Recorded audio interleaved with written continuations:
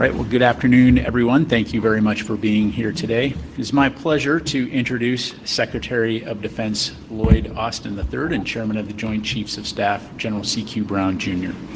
The Secretary and the Chairman will deliver opening remarks, and then we'll have time to take a few questions. Please note that I will moderate those questions and call on journalists, and due to time constraints, I would ask those who are called upon to please limit your follow-up questions. And with that, I will turn it over to Secretary Austin. Over to you, sir. Thanks, Patrick. Well, good afternoon, everyone, and thanks for joining us today. We've just held the 24th meeting of the Ukraine Defense Contact Group, and I am deeply grateful to all the countries who came back to Ramstein again today.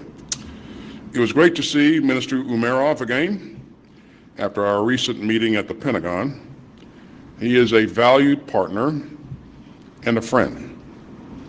And it was an honor to have President Zelensky join this contact group for the first time here at Ramstein.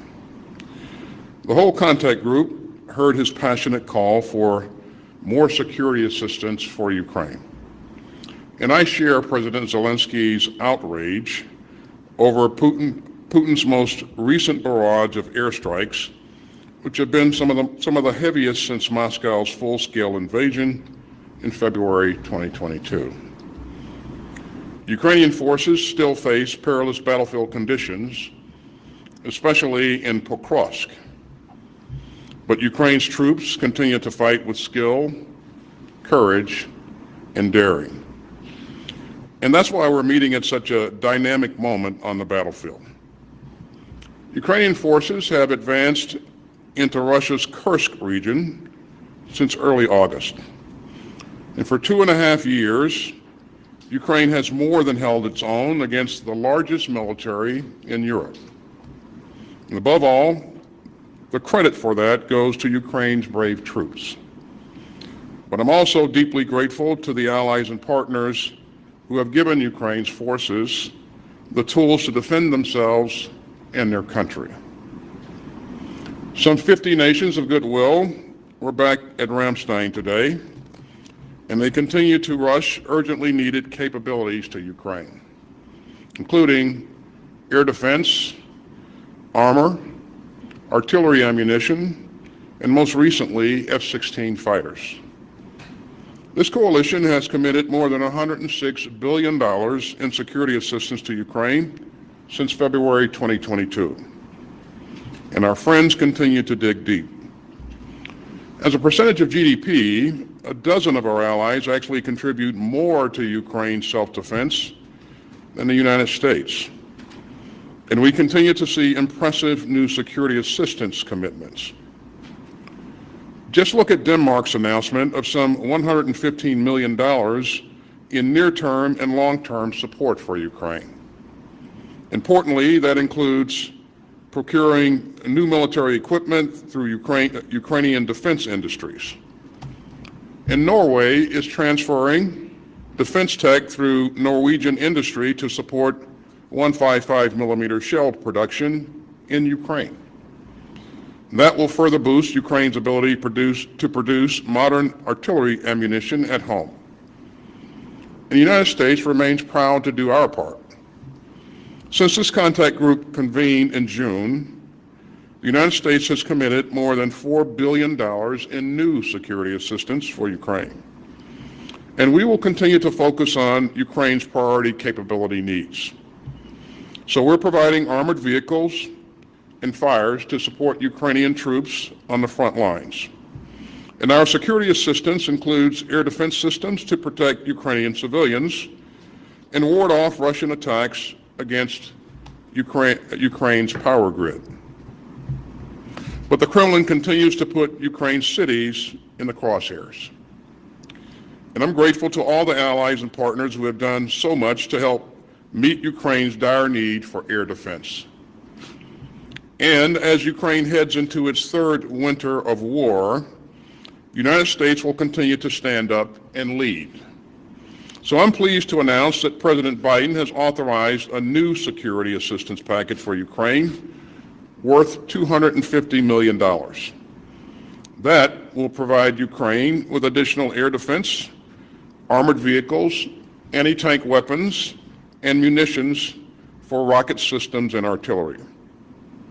But we're not just focused on Ukraine's near-term needs.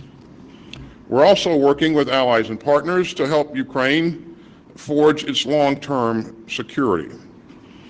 The 8 capability coalitions let our allies and partners coordinate our support for Ukraine, and together with the contact group's national armaments directors, they're helping Ukraine build a combat-credible future force. And you can see that in the tireless work of the Air Force Capability Coalition, which over the past year has trained Ukrainian pilots and equipped Ukraine with its first F-16 fighters. We're also working together to spur investments in Ukraine's own defense industrial base. And the national armaments directors are helping to translate Ukraine's needs into expanded production lines around the globe and into accelerated deliveries of key capabilities. The United States and our fellow contact group members are also partnering with Ukraine's defense firms to help Ukraine ramp up its own production. And we're working with Ukraine to create an enduring framework for long-term support. So we're confident that we're building the right structure to help Ukraine succeed in the weeks, months, and years ahead. You know, I always find it moving to look around the room at this contact group. It's still sort of amazing to see leaders from 50 countries from all around the world all sticking up for what's right. And they're also standing up for our shared security in the 21st century. Putin seeks a world of empires and autocrats, a world where might makes right, a world where bullies get to invade their peaceful neighbors with impunity. And that would be profoundly dangerous for the United States and for peace-loving people everywhere. So the United States and our allies and partners worldwide rallied together. And today we stood up again for our values and our security. The members of this contact group understand what's at stake, and we won't back down. And with that, let me turn it over to General Brown. Well, thank you, Mr. Secretary. Good afternoon, everyone. About 2 weeks ago, Ukraine celebrated its Independence Day, marking 33 years as a free nation. On 24 August 1991, the Act of Declaration of Independence of Ukraine was signed. The declaration invokes the nation's right to self-determination under the United Nations Charter and reads, "The territory of Ukraine is indivisible and inviolable. From this day forward, the Constitution and laws of Ukraine only are valid on the territory of Ukraine." For 2.5 years, Ukraine's sovereignty has been under siege. Russia still aims to annex Ukraine and impose their laws on its people. But Ukrainians have shown the world that they are indivisible. And they defended their freedom with unwavering resolve. With the support of the nations here today, Ukraine will remain an independent and sovereign nation. I'd like to thank Secretary Austin for convening this coalition once again, and sir, thank you so much for your leadership. A sincere thank you and an honor to be joined today by President Zelensky, and also a thanks to Defense Minister Umerov for being here today with the Ukraine delegation. And to all the nations of the Ukraine Defense Contact Group here today, thank you. This coalition has been indivisible in supporting Ukraine to repel Russian aggression. Our collective stand is more than just beating back one illegal invasion. Potential aggressors are watching how the world responds, how we collectively fight to uphold international law, national sovereignty, and democratic norms. Russia's aggression in Ukraine is a challenge to the free world.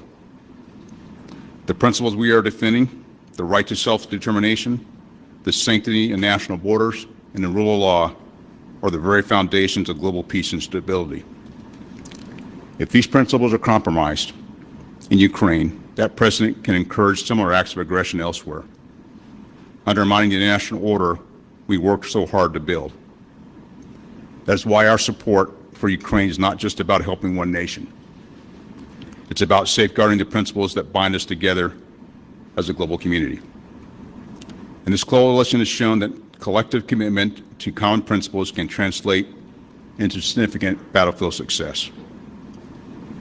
When Russia invaded Ukraine, many thought Kyiv would fall in just a matter of days. But Ukraine proved to be a stubborn opponent. Within days, millions of everyday Ukrainians mobilized, determined to defend their freedom, independence, and way of life. The Ukrainians have exploited Russian vulnerabilities and innovated unconventional solutions. In recent months, Ukraine's stymied Russians' offensive toward Kharkiv and has inflicted tremendous losses on Russian forces. And now, Russia is facing Ukraine's counteroffensive on their own soil. Without a doubt, Ukraine's indivisible strength of will is the main reason Russia is failing in its own invasion. It's the ongoing support from the nations here today that has helped turn that will into fighting power. But in the last few weeks, Russia has doubled down on its objectives, launching major multi-axis attacks with devastating outcomes. This week's attacks on hospitals, schools, and residential areas, along with major shelling of energy and agricultural infrastructure, remind the world that Russia will take any means necessary to challenge Ukraine's sovereignty. The some 50 nations here today are responsible for helping build Ukraine's combat power for the past two and a half years. We cannot stop now. The challenge before us is that Ukraine needs help reconstituting their combat forces and generating new ones between now and the next spring. We must build on the current momentum, providing parts, equipment, and training to sustain Ukraine's fleet of supplied weapon systems. We must also help Ukraine build its own industrial base by unlocking technical specifications, pursuing co-production opportunities, and providing key maintenance training. This will enable robust domestic production and sustainment capacity. Our continued support, combined with Ukraine's indivisible determination to defend itself, sends a message to authoritarian regimes. They won't win against a group of nations that stand for freedom and democracy. 33 years ago, Ukraine declared that they were a nation that is indivisible and inviolable, that they would obey only the laws set forth by the democratically elected Ukrainian government. They have fought courageously for these principles over the past 2.5 years. And with the Ukraine Defense Contact Group's assistance, they will continue to withstand Russia's attacks and remain a free, independent, and democratic nation. Thank you, and I look forward to your questions. Thank you both, gentlemen. Our first question will go to Phil Stewart, Reuters.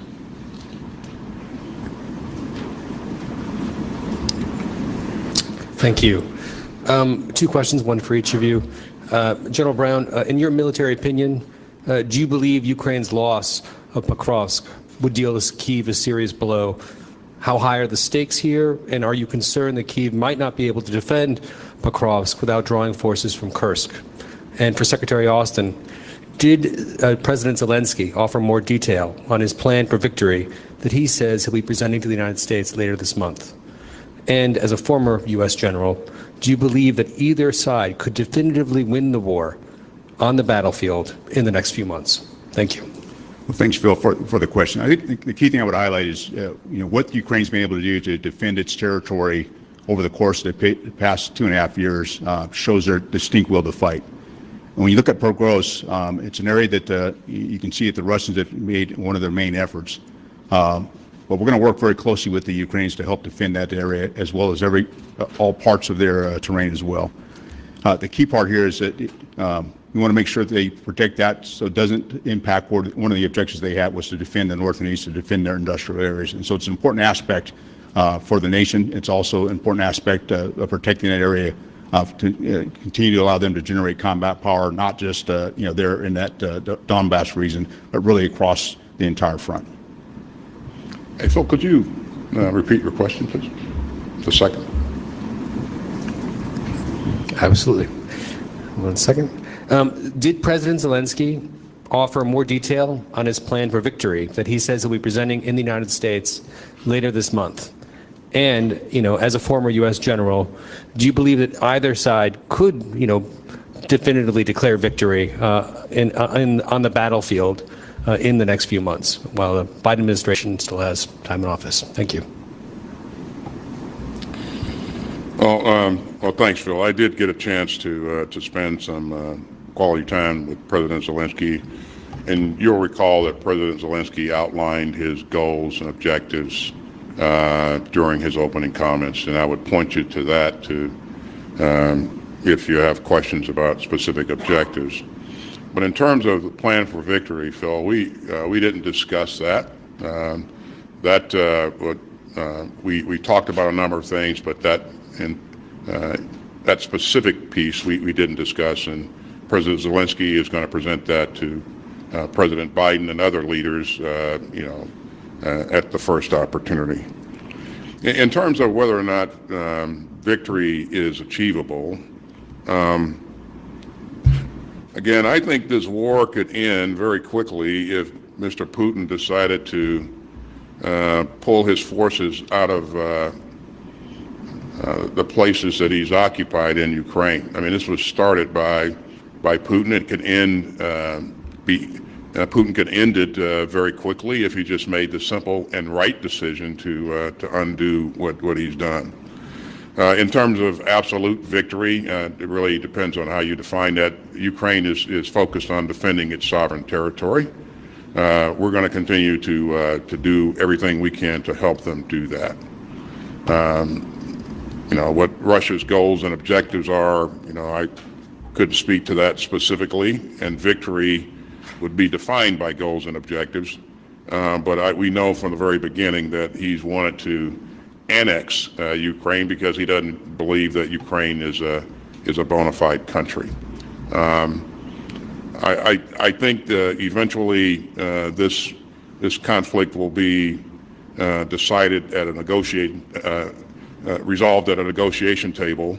But when that point comes, it's hard to predict, Phil. So we're going to continue to work to put Ukraine in the best possible position that it can be in when and if that day comes in the future. So. Thank you. Our next question will go to Uta Spangenberger, ARD.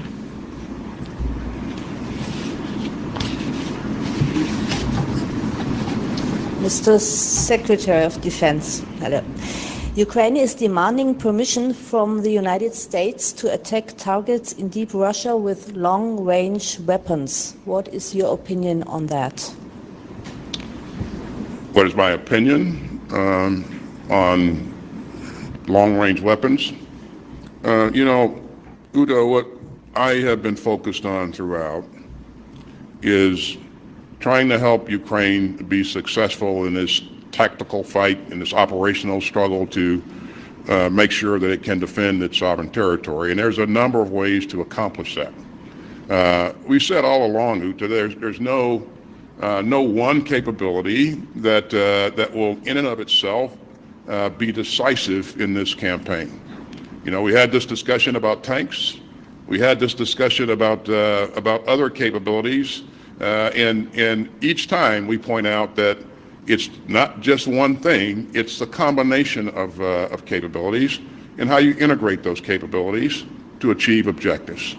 So we're going to remain focused on doing everything we can, Uta, to ensure that they have what they need to be successful and to create the right dynamics on the battlefield that maybe create some opportunities and that help Ukraine better defend its sovereign territory. And they haven't done so bad, Uta. If you think about the fact that what I said earlier, this is the largest military in Europe that they faced.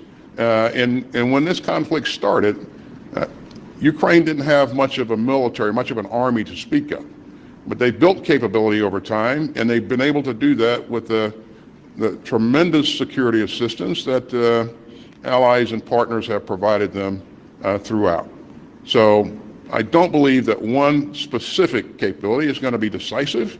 But again, our approach to integrating things and to making sure that they have the right skill sets to employ those capabilities, and those capabilities are, linked to specific objectives. So. Thank you, sir. Our next question will go to Charlie D'Agata, CBS News. Thank you. First of all, Mr. Chairman, when it comes to the operation in Kursk, how satisfied are you that they have the resources that they need, especially as we head into the winter months? And are there contingency plans underway, or at least in place, should they need to be redeployed? And Mr. Secretary, I have to go back. President Zelensky has repeatedly requested for these long-range attacks inside Russia. Even allies agree. So what is stopping the United States from giving the go-ahead?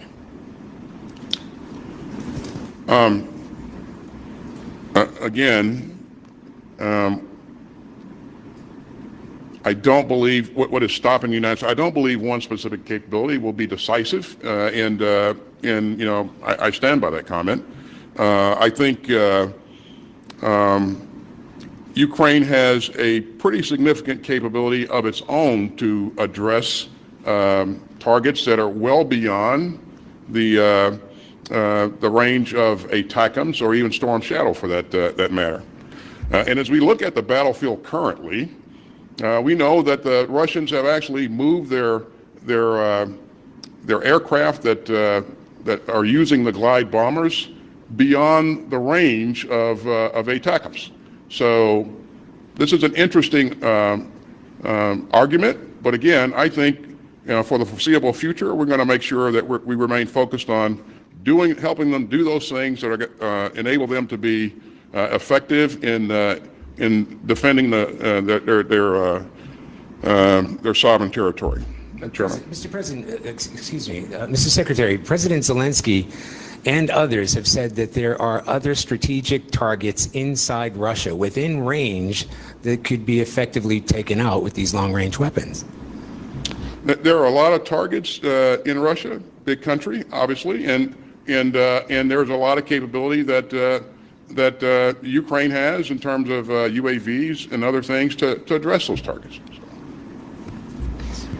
It's hard to answer your question on Kursk, and this is one of the areas that, as we talked to the Ukrainians and some of the conversations we had today, and the conversations I've had with my counterpart, General Sersky, is ensuring they have the capabilities logistically to support themselves while they're there in Kursk, and so that is the conversation. At the same time, how do we make sure that they're able to, tied to the earlier question, protect Pokrovsk as well?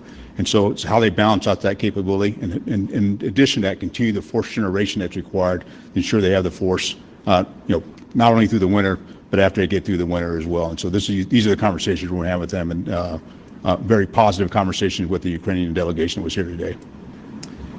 Thank you. Our final question will go to Crystal Haas, ZDF.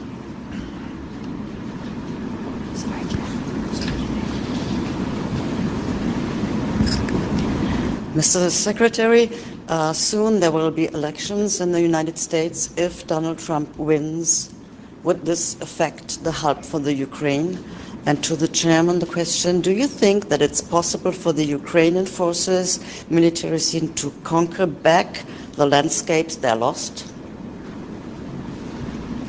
So, Crystal, was your question are the elections going to affect the outcome in Ukraine? Crystal, I won't speculate on any outcomes of the election. What I'm focused on right now is what I said earlier, is making sure that Ukraine has the ability to create the conditions on the battlefield that provide some advantage to them, so that they can be successful in the defense of their sovereign territory, and that remains my focus. Crystal, I think one of the areas I would highlight is, part of our objective is to ensure that Ukraine can defend itself and continue to be a sovereign nation, just as I outlined when they declared their independence. Pretty broad amount of territory to conquer back, and I know that was the original strategic objective, and I'm not to speak for President Zelensky, that may be still the strategic objective.